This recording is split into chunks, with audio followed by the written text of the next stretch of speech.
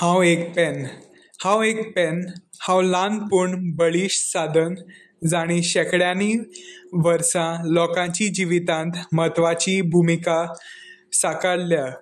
म्हजो जल्म एका कारखान्यांतल्यान जालो. हांव जाल्ल्या खिणा सावन म्हज्या जिविताचो हेतू म्हणल्यार कागदाचेर काणयो सांगप, लोकां मदीं संबंद जोडप, चित्रां काडप आनी चिटी बरोवप. ल्हान भुरगीं म्हाका हातांत दवरून बरोवंक शिकता तेन्ना म्हाका व्हड खोस भोगता. व्हड संवसारीक फुडाऱ्याच्या हातांनी कागदापत्राचो सय करतना म्हाका घट्ट धरता.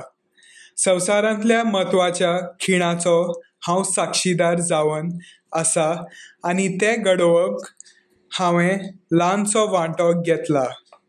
काळा प्रमाण हांव जायत्या इश्ट आनी अनवळखी मनशां मदीं भोंवला, पूण हांव म्हजो हेतू केन्नाच विसरलो ना की हांवें इश्टागत वाडोवंक आनी चडोवंक लोकांची मजत करची.